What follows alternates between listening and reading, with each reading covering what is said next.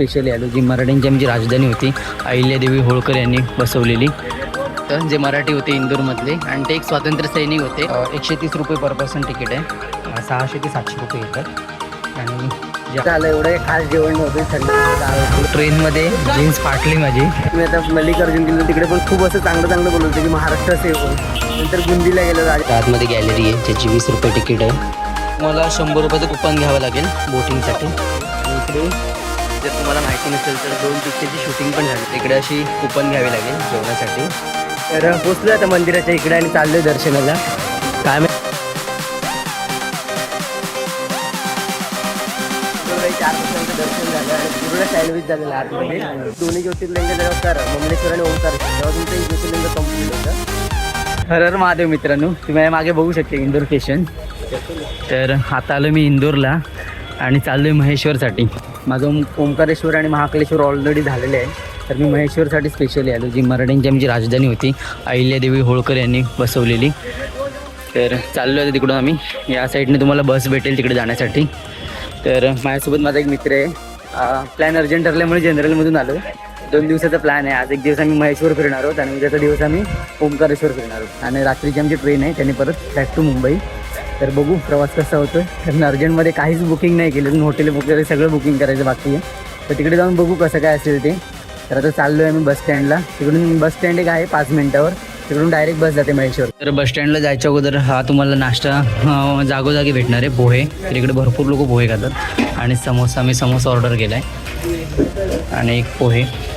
तर आता आम्ही आलो आहे बस स्टँडला. सर्व ते बस डेपो. नाव ऐकून तुम्हाला मराठी वाटलं असेल तर हो, विनायक सीताराम सरवते असं यांचं नाव होतं. जे मराठी होते इंदूरमधले आणि ते एक स्वातंत्र्य सैनिक होते. आणि जे आपली RSS संस्था आहे हिंदूंची त्याचे ते संघचालक होते. तर हे त्यांच्या नावाने बस स्टँड आहे. ज्यांनी भरपूर कामं केली इकडे इंदूरसाठी. पण ते ॲक्च्युअली होते मराठी, इंदूरमधले मराठी होते.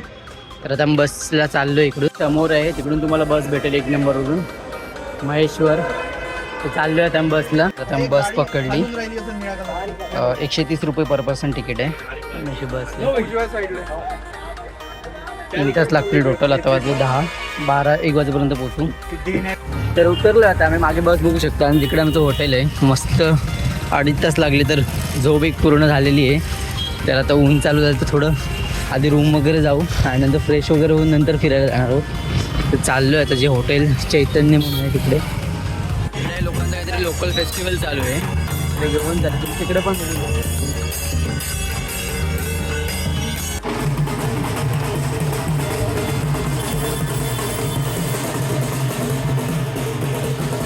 हे असं काहीचं हॉटेल आहे जे आम्ही बुक केलं. ही रूम आम्ही केली आणि त्याच्या बाजूला जी अटॅच रूम आहे ही. तर ह्याची जर तुम्ही बुक करत असाल तर याचे 600 ते 700 रुपये येतात. आणि जे आम्ही बुक केली त्याचे 500 रुपये. रूम सेम आहे, फक्त एकमध्ये पिलर आहे आणि बेड वगैरे बाकी सगळं सेम आहे. तर आम्ही ही केली. 100-200 रुपये वाचतात. तर काय बघायचं, एवढं झोपायचं तर आहे. तर आता आम्ही फ्रेश वगैरे होऊन जाणार आहोत जेवायला. अंघोळ वगैरे झाले आणि चाललो आता आम्ही जेवायला. इकडे आसपास काही हॉटेल नाहीत पण इकडे कपडे शॉप भरपूर आहेत. आणि इकडे बस्ता वगैरे भरपूर जण बांधतात. आणि इकडची जी साडी आहे महेश्वरी म्हणून ती पण इकडे भरपूर ठिकाणी आहे. तर बघू, ट्राय करू, घेईन एक घरी आई किंवा बहिणीसाठी. बघा साडीचे शॉप वगैरे भरपूर आहेत इकडे. आता आम्ही चाललो आहे जेवायला आणि संध्याकाळी जाणार आहोत घाट बघायला. आणि तिकडे गंगा आरती पण असणार आहे आणि बोट राईड पण एक होईल. चाललो आहे ते जेवायला. बघा हॉटेल शोधावं लागेल. तर एक गुरुकृपा म्हणून हॉटेल आहे, तिकडे जेवायला आलो आहे. त्या अशा थाल्या आहेत तिकडे. बापले म्हणजे बाटीच्या बोलतात, दाल बाटी तशी दाल बापले बोलतात तिकडे. तर अजून काही ऑर्डर नाही केली आम्ही. बघू, विचारून करीन काहीतरी. तरी अशी काहीशी थाली आहे ज्यात ताकाची कढी आहे, डाळ आहे आणि हे काय ते कळत नाही, वेळ आहे की काय. आणि रोटी. जेवण वगैरे झालं. एवढं खास जेवण नव्हतं. थंड डाळ होती आणि ती रोटी देत होते, तंदूर रोटी. तर चाललो आहे, जाऊन झोपेन थोडा वेळ, कारण रात्रभर जागाच होतो. एवढी झोप नाही झाली, थोडा वेळ झोपलेलो. तसं पूर्ण मार्केट आहे. ट्रेनमध्ये जीन्स फाटली माझी, कुठे काय लागली काय माहिती. तर एक जीन्स पण घेतली इकडे. थोडे कपडे स्वस्तच आहे इकडे. 800 रुपयाला भेटली जीन्स, तर ठीकठाक होते. आता चाललो आहे. तर हे आमचं हॉटेल आहे आणि ते चहा प्यायला आलो आहे. ते चहावाले काका आहेत. हे चहा देत आहेत आणि इकडून जाणार तर मी घाट टाकू थोड्या वेळात. आताच उठलो आहे, 4:30 वाजले, जाम भारी जो वाजली. ते चाललो आहे आता 7 वाजता हे पण आरती पण असणार आहे. तर आता मी चाललो आहे घाटावर, बघू शकता तुम्ही.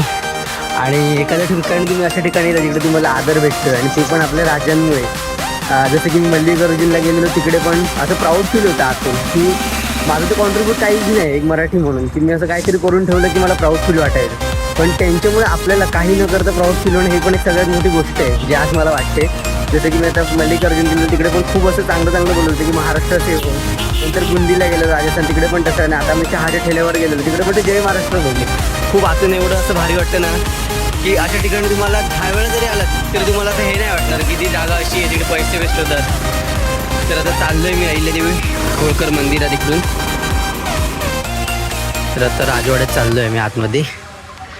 एंट्री वगैरे तर काही नाही, म्हणजे एंट्री तिकीट वगैरे काही नाही, फ्री आहे मे बी. तर असं राजवाडा आहे. अहिल्यादेवी दालन, राजवाडी दर्शन.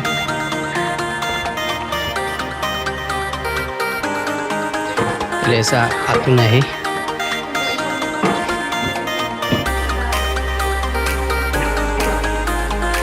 तर इकडे गादी आहे जिकडे अहिल्यादेवी होळकर पुण्यश्लोक महादेवांची पिंडी घेऊन शासन करायची आणि 1.25 लाखापेक्षा जास्त ते पिंडी बनवून नर्मदेत सोडायची. आणि त्याच्यानंतर अजून पण ही प्रथा चालू आहे असं बोलतात की 1000 दिवसाला सोडतात असं मातीची बनवून.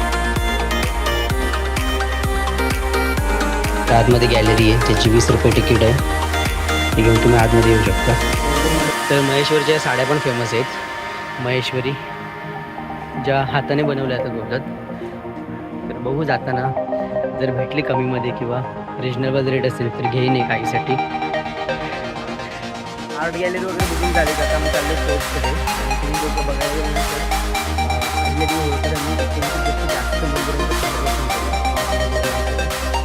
तर चाललो आहे मी, ज्याच्यात केदारनाथ वगैरे पण आहे इन्क्लूड आणि द्वारका वगैरे सोमनाथ.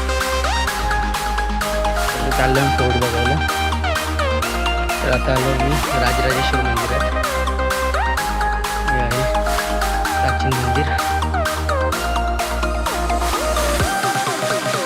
तर हा फोर्ट आहे आणि आता आम्ही बोटिंगला. बोटिंगची तिकीट आहे 50 रुपये, जिकडून घ्यावी लागेल. मला 100 रुपयाचं कुपन घ्यावं लागेल बोटिंगसाठी.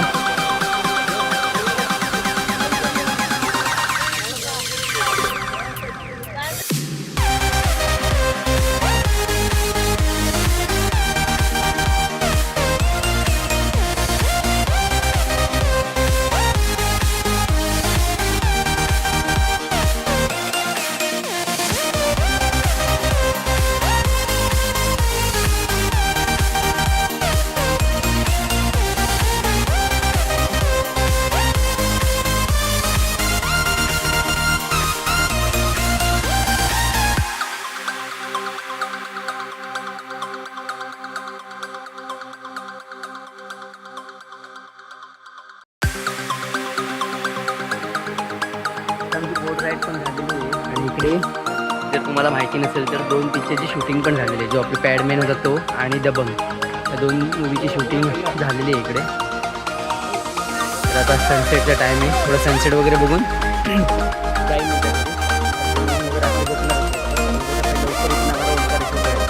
ओंकारेश्वरचं ऑलरेडी झालेलं आहे, तरी परत एकदा जाणार आहे. पण इकडून जवळ आहे आणि तुम्ही पण जर कधी येत असाल उज्जैन आणि ओंकारेश्वरला तर नक्की महेश्वरला पण व्हिजिट करा.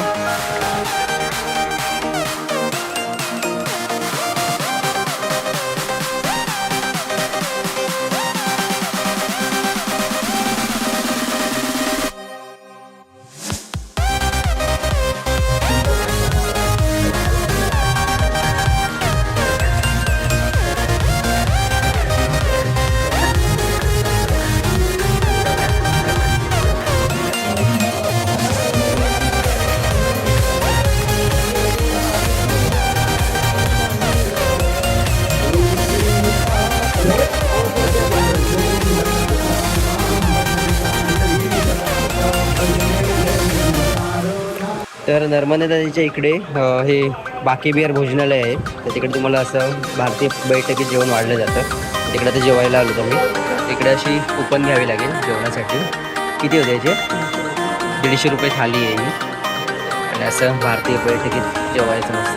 तर ही अशी थाली आहे. आता घेऊन येतो आम्ही. 150 रुपये थाली. मित्रांनी डे 2 मध्ये ही अशी आमची रूम होती. आणि आता चालू बस पकडेल.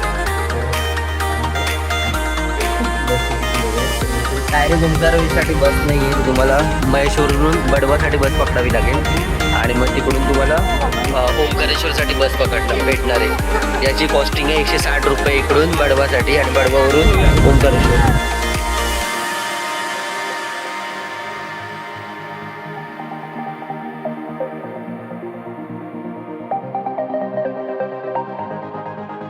तर मोटक्कावरून तुम्हाला ऑटो पकडावी लागेल.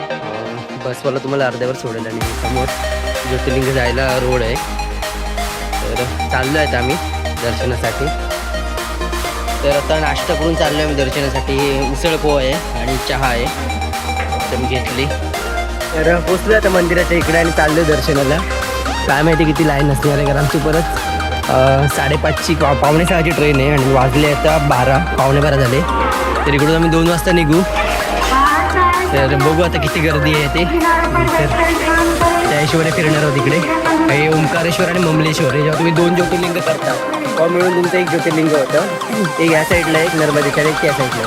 हे 2 ज्योतिर्लिंग आहेत. तर चाललो आहेत आम्ही ओंकारेश्वरचं दर्शन घ्यायला. मग या साईडला परत येणार ममलेश्वरचं दर्शन घ्यायला. तर हे समोरासमोर 2 आहेत ती आणि मध्ये ही नर्मदा नदी आहे.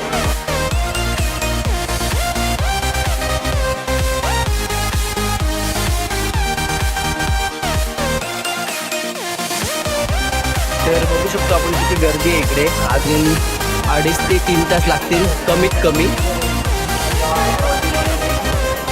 आणि जास्तीत जास्त 4 ते 5 तास पकडून चालावंच लागेल.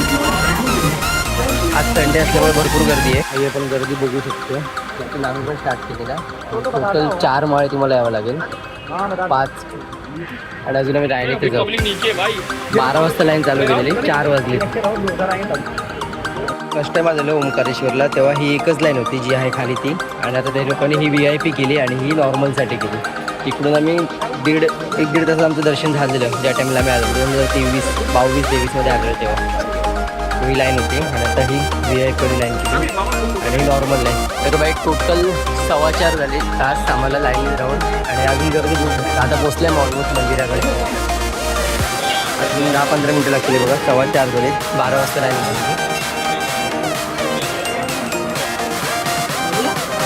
4 तासांचं दर्शन झालं आणि पूर्ण सँडविच झालेलं आतमध्ये. आता चाललं आहे ममलेश्वरसाठी. बघू आता तिकडे किती गर्दी असणार आहे. तिकडे आपण शिवलिंग बघू शकतो केवढी मोठी मोठी आणि तिकडे आम्ही चाललो आहे ममलेश्वरसाठी. समोरूनच आहे ममलेश्वर.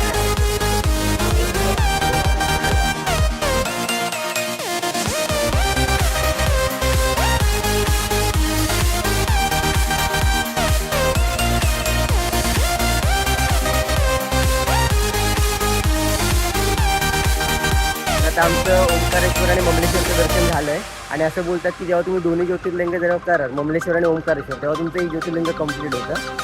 तर आता झाली आमची दोन्ही पण. आता चाललो आहे आम्ही. बस मिळाली आणि शेवटची बस आहे इकडून खंडवासाठी. आम्ही इंदोरला नाही जाणार होता, खंडवाला जाणार आणि तिकडून ट्रेनची फ्रिक्वेन्सी जास्त आहे. तर त्या हिशोबाने आता ही बस पकडली आम्ही. तो बोलला ही शेवटची बस आहे पण बस अजून का निघाली नाही. आम्ही धावत आलो ही बस पकडायला.